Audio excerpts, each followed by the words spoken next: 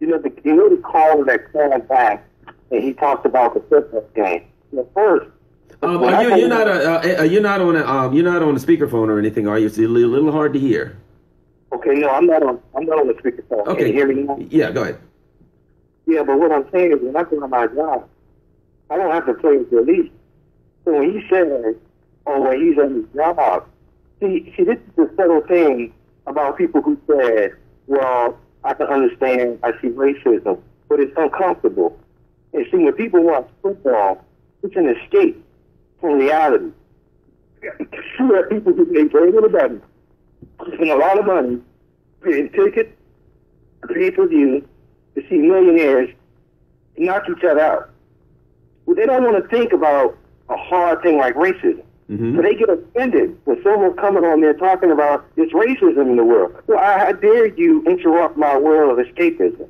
I don't want to hear that. But see, the guy who called back, you know how he said, well, I really favor, understand this racism thing, but then I don't want to be interfered with it. It's uncomfortable to me. And this is the subtle thing. It's like, well, hold up for a second. You're saying you can see the racism, but it's uncomfortable to you. And that's the whole thing about this. The same way you got black folk now who are talking about racism, but they like the red screen. We don't supposed to say the red, the team on the station here.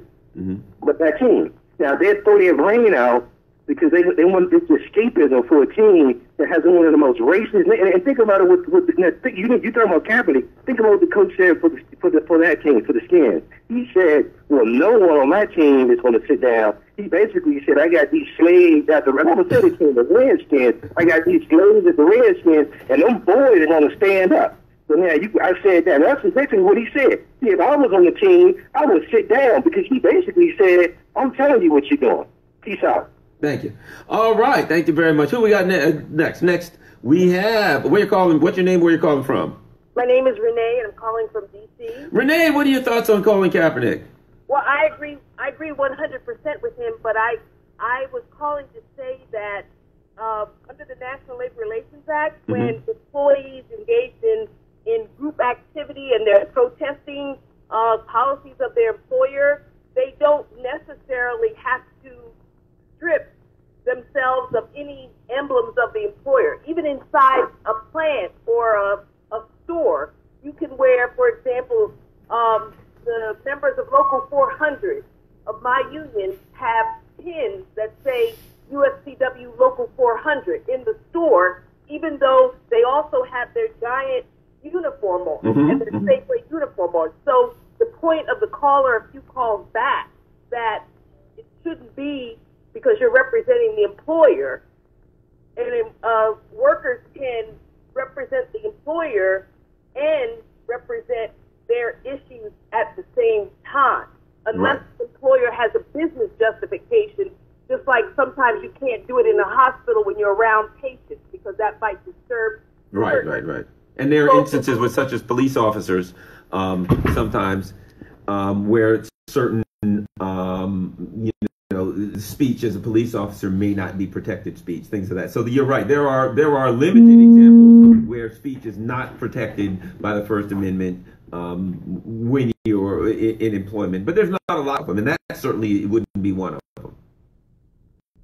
So, well, thank you very much. Certainly appreciate you calling. Got a lot of smart people that call in here. That's why when you ask questions, I always got somebody that has an answer that can tell me what. So, who's next? What's your name and where you're calling from? Hey, Garland. My name is Shaka. Uh-huh. And I'm calling from my car coming down Route 66. Listen to you. All right. What are your thoughts on Colin Kaepernick?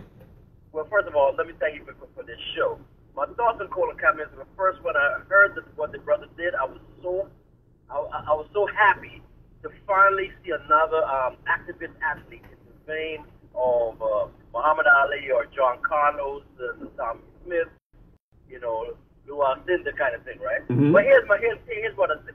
In addition to his actions, pulling the cover off of all these racist people who are popped up to criticize him, what it also has done is pull the cover off of all these Negroes who have been hiding, right? They've been hiding, and now they're exposed because now the cameras, like for instance, I saw the other day an interview with the quarterback from Carolina, was it Cam Newton? Yeah.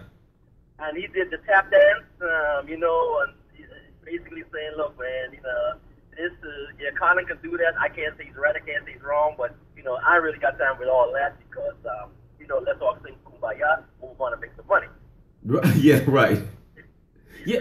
Well, you know, let me ask you this, though. I've always been hesitant. You know, you know, a black person in society, a black man in society, particularly a man in, you know, a higher position of employment or in the media, you know, walks a very difficult line. So I've always said like this: I'm going to commend those who stand up, but it's not easy to stand up. So I'm not, you know, one much to really heavily criticize people that don't have the nerve to stand up or that try to run from it. Because let's face it, the fact of the matter is this: when you do this, a lot of times it follows you for your entire life. There are people who have like sacrificed their careers because they stood up for the right thing. And while it's good to do that, not everybody has the wherewithal to do that. You know what I mean? And it's not easy.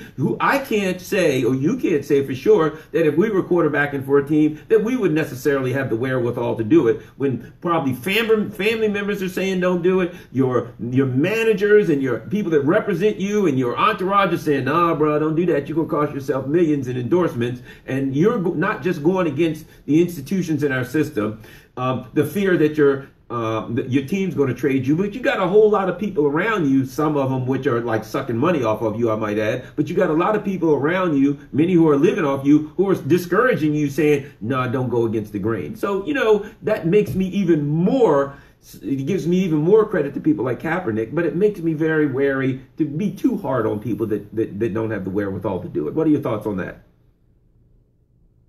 Uh-oh. Garland. Oh, yeah, go ahead. It's your press secretary. Holy moly, it's Eric Ramey down there. Was that Foxhall Meadows on the Potomac? You're down there in the you know, Eric's down there with the rich people. So, oh, you know. Man, they kicked me over to Mount Rainier. They're about to gentrify this place. Yeah. And look at, you know, the gentleman was saying a while ago that Colin was representing his employer. Mm-hmm. Colin Kaepernick is a public figure. Mm-hmm. It's not a whole lot different than when Carlton Heston and other people from Hollywood were involved in civil rights. They work for Columbia, they work for MGM, but nonetheless, they're public figures. There's a distinction to be made, I think, you know. And, you know, in terms of not standing for the flag, when they stand for the flag, they're representing, you know, the employer. You know, Good point. Good point. That, you know, even the thing about singing your hand on your heart and that type of thing, you know, you have some professional athletes here that are foreign nationals. Yeah, that's true. And if they're foreign national, it wouldn't make a lot of sense for them to place their, I mean, I would stand up, probably, but I mean, I wouldn't be singing the national anthem. Right. You know. You got people in baseball from Cuba. Exactly. A communist country. Exactly. I mean, I was in the military, someone was saying, you know, and I get really upset seeing these young knucklehead boys of color saying, you know, so-and-so when they were over there in Europe fighting ISIS for you. They wasn't fighting ISIS. ISIS never pulled a brother over and put a gun to his head and said, open your trunk. Bin Laden never did that either. You know, the reason we're over there at East is because of U.S. foreign policy, but get me started on that. Yeah, good point. You know, but that's all. I just wanted to holler at you. All right, thanks a lot, Eric. I always love Eric calling in. He's always got something amusing to say. All right, next, what is your name and where you calling from?